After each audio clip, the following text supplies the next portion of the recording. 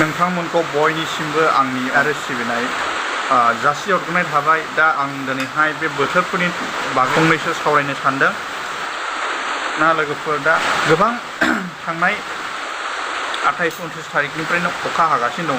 दा बे अखाजों जों जेबो खामानि दामानि मावनो मोनाखै। दा बेफोरबायदि जेबो गोरिब गुन्द्रानि न'खरनि मानसिफ्रा बेफोरबायदि अखा हायोब्ला गोबां खैफोद गोग्लैनो हागौ। माने खैफोदा जाखाबाय। दिनैहाय सानना नायदो, सासे दिन हाजिरा मावनानै जाग्रा मानसिया बेबायदि सप्तासे एबा 9-10 दिन एखे राहायैनो अखा हायोब्ला बेफोरबायदिनि न'खरा माब्रै थांनानै थागोन ना लोगोफोर।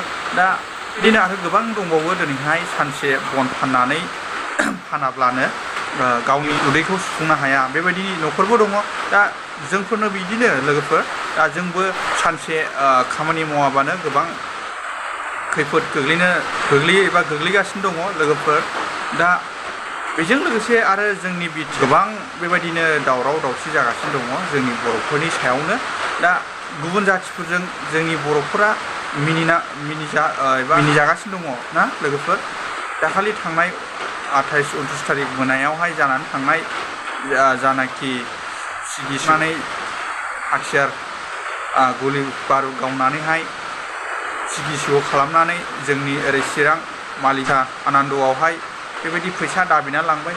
दा बे दाबिलांनायनि उनाव आरो साननै सानथामनि उनावनो जोंनि बर' फिसायानो जिउ गोमानांबाय एबा इनकाउन्टार खालामजाबाय। दा बेबायदिनो जोंनि बर' लाइमोन जोहोलावफ्रा मालायनि आखायाव बेबायदि थैलायनोसै नामा ना।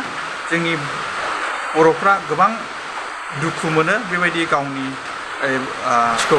जिउ गारनांनाय खोनायोब्ला नुयोब्ला दुखु मोनो। नोंबो आंबो गासिबो दुखु मोनो। दा लोगो माब्रैनि थाखायहाय बेबायदि जोंनि बिटिआर सक्ति जाखांनायनि उनावबो दिनैहाय मानो गोदान हाथियार हमग्रा एबा लाग्रा जाबाय थायो, मानि जाहोननि थाखाय। दा गोबां साननांगौ जानानै फैबाय लोगोफोरनो। जोंनि सायाव लामा ससे ओंखारनो हायि बायदि जाबाय। सोरबा मावनानै जानायखौ नायनो हायि, एसे थाखा फैसा आरजिनाय नुब्लानो मेगन सानाय, सिगि खालामनानै दाखाथि खालामनानै लांजानाय। दा जोंनि गेजेराव मानो बेबायदि दाबो हिंसा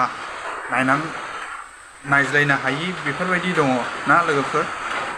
दा गोबां साननांगौ जायो। जोंनि बर'फोरनि गेजेरावल' बेबायदि नुबाय थायो।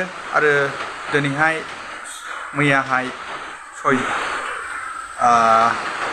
NLFनिनो बिसिनिफ्राय एंगारजानाय एबा बेबायदि गाज्रि हाबा मावगासिनो दंमोन होननानै बिथांमोना फोसावदों। निउसाव जों गोबां नुदों। दा गोबां साननांगौ जानानै फैबाय। दिनै मानो जोंनि गेजेरावहाय बेबायदि नासयलायनाय, दानलाय सुलाय आरो गावथारलायनाया जाबाय थायो। दा गोबां साननांगौ जानानै फैबाय लोगोफोर। जेन' बेबायदि दाजाथों। आरो जों जाजानो लुबैया, बयबो मोजांखौ लुबैयो।